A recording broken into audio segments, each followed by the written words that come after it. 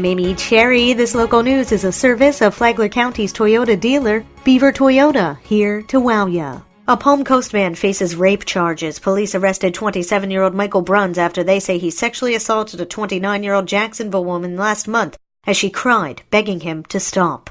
Officers say the woman and Bruns had been arguing for weeks and he raped her because she refused to give in to his love. Police say the moments before the rape were violent and included Bruns punching the wall and throwing furniture and shattering glass. The alleged rape happened while children were asleep in the home.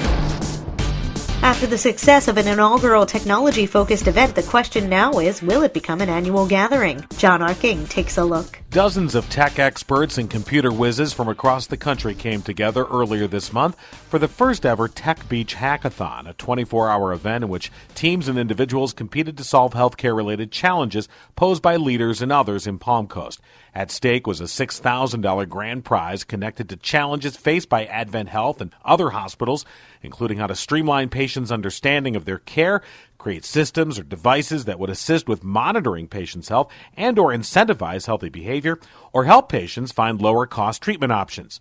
Palm Coast City Councilman Nick Kloufis was asked what the future of the hackathon would be. I'm hopeful that this was the inaugural and this was the kickoff and that this will happen again. And with the great turnout, with so many great teams showing up, I would not be surprised that if we put on another hackathon next year that we would be able to, another 50%, another 75% of participants and continue to grow this. The support from the individuals that participated, they literally said that they're going to tell everyone that they know how inclusive the city is for hackers and how great of an event it was. By the way, the grand prize was awarded to StressLess, developed by a group from the Orlando and Gainesville areas, which uses data extracted from wearable devices like a Fitbit to measure stress levels, and then use whole health initiatives to quantify stress reduction methods.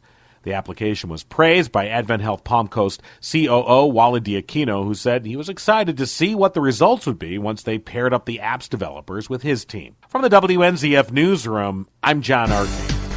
The Flagler County Commission recently eliminated the Department of Economic Opportunity. Should taxpayers be on the hook for economic development? Paul Renner, a representative for District 24 in the State House, says that we should not have to pay for the mega companies who want to move to the Sunshine State. What surprised me when I ran the bill to eliminate this kind of corporate welfare throughout the state was the lack of defense. And when we did some research into our local area, including Flagler, we learned that a lot of these ribbon cuttings that say we're going to bring 500 jobs to the county never materialized. Renner said that sometimes there would be a dozen or so jobs and sometimes there would be no jobs. Flagler County Commissioner Donald O'Brien said in a recent story in the Daytona News Journal that he'd like to see another public-private partnership that would bring small businesses to Flagler County, which he considered a bedroom community, not an Orlando, not a Jacksonville. To listen to the interview with Paul Renner, download the Flagler radio app and then go to the Free for All Friday podcast.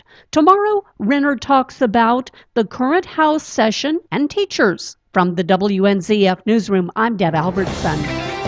A world-class professional men's tennis tournament is coming to Palm Coast. Tony Magoo has the details. From February 3rd through the 9th, the Palm Coast Tennis Center will be host to the Palm Coast Open. The tournament, a USTA Pro Circuit event, will be showcasing some of the finest up-and-coming tennis players in the world. Watch tennis pros and amateurs compete in the Pro-Am on February 3rd. Then on February 6th, enjoy a night of neighborly bites featuring small plates from participating Palm Coast restaurants. On the morning of the 8th, it will be the Net Generation Kids Day with free tennis clinics and other interactive activities for children of all ages and skill levels. Scheduled for the 9th, it'll be Sunday Finals Brunch. Final matches are scheduled to start at 11 a.m. Tennis is one of the amenities Palm Coast was built on, said Mayor Melissa Holland. The Palm Coast Open is one of my favorite events, and I'm excited to see more community involvement and partnerships this year. For Flagler's Morning News, I'm Tony Magoo. And now you're up to date on Flagler's Morning News. I'm Amy Cherry.